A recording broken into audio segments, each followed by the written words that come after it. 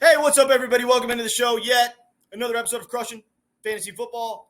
I am Bryce Lockridge, your host of the show, guys. Today, I am going to be giving you guys my 5 breakout players for the 2022 fantasy football season. If you have already drafted and you have one of these guys, that's great. If you didn't get them in the draft, no worries. Try to execute a trade and get them. If you have a draft upcoming, make sure to grab these guys, okay? They're going to be league-winning players, all right? I'm going to start with the first player on my list, Kadarius Toney. Now, this is a guy who came out and just showed lethal open field abilities last year. I mean, his run after the catch abilities are absolutely incredible. He's extremely elusive. He's fast. He could run straight through you and knock your head off. Now, there were scouts saying that Kadarius Toney's biggest weakness was his slender frame and his inability to break first tackles.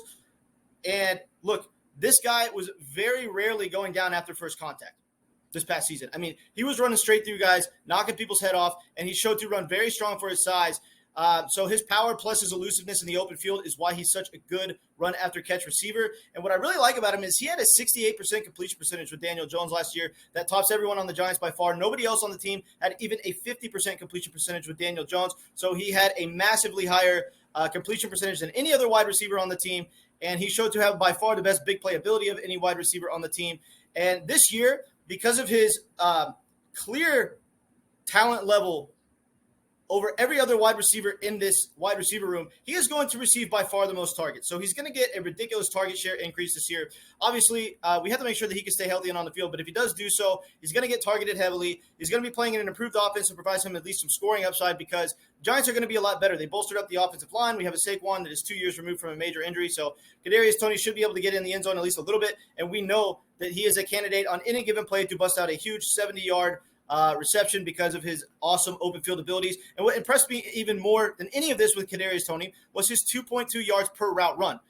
For anybody who doesn't know what that means, it simply means how many yards an offense gains per route that X wide receiver runs. So if for every route that Kadarius Toney runs, his team gains on average 2.2 yards, that means that he has 2.2 yards per route run.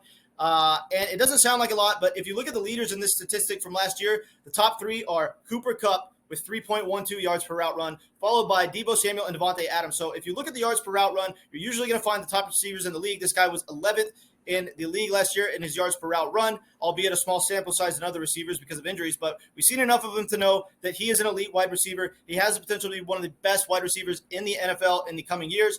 And I'm very excited to see what he can do this year. He's going to be a massive breakout league-winning player. Next player on my list is going to be Albert O. Now, this is a guy who now has no target share competition at the tight end position. No more Noah Fant. Greg Dulcich goes down with an injury this offseason. He's going to be out till week 5.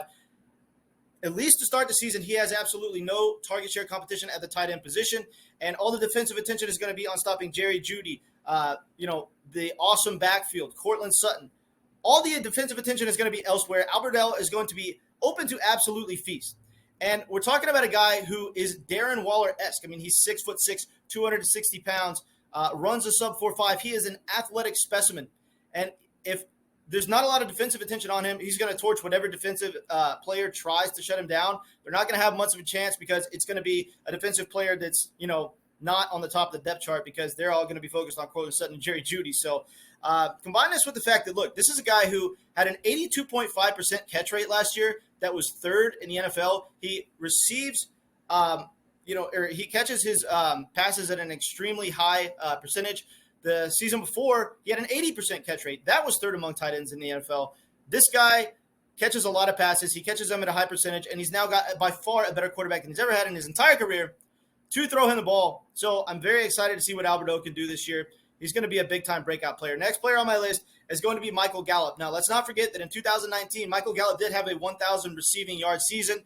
This guy, when he actually isn't just buried on the wide receiver depth chart, has the potential to be a very productive fantasy wide receiver. Even in 2020, when we had Amari Cooper, CeeDee Lamb, and Michael Gallup, and the wide receiver room was loaded, and there was tons of target share competition, he still had 850 receiving yards. We know that the Cowboys prefer Michael Gallup for the huge chunk plays. They target him downfield more than any other receiver. As far as his average depth of target, when he's on the field, he's always by far the leader on the team. Dak Prescott prefers Michael Gallup for his bomb deep passes. So he has awesome chunk playability, and I think that people are going to figure this out. Michael Gallup will receive close to as many targets per game as CeeDee Lamb when he's actually healthy and on the field. It's not like CeeDee Lamb is going to be the clear target hog when both these guys are on the field. He might receive 1 to 1.5 more targets per game at the absolute most. And again, Michael Gallup has the deeper target. So I'm very excited to see what Gallup can do. He's going to have weeks where he outperforms CeeDee Lamb, and he's going undrafted in some leagues. It absolutely baffles me. Don't listen to the people that tell you that Michael Gallup is a third-string wide receiver. This is a wide receiver one. He has wide receiver one talent, wide receiver one contested catch abilities. He's one of the best contested catch wide receivers in the entire NFL. Trust me, guys, I watch a lot of Cowboys football, and this is one of the most impressive wide receivers in the league. I'm not being biased. From a fantasy standpoint, you need to have him on your fantasy team. Next player on my list is going to be Trey Lance. Now, this is a guy who we know presents awesome rushing upside. And in 2022, rushing upside is everything for a quarterback. In fact, if a quarterback doesn't have rushing upside, I don't recommend drafting them because rushing upside is just so important nowadays. Now, obviously, there's a few exceptions to the rule. You know, Russell Wilson, Tom Brady, Aaron Rodgers, guys like that, because they're such incredible passers. But in most cases, you want a quarterback to present you rushing upside. Trey Lance is certainly that. He had 12 rushing attempts on average in the 2 games that he played last year. He ran the ball for 5 yards a carry because he averaged 60 yards.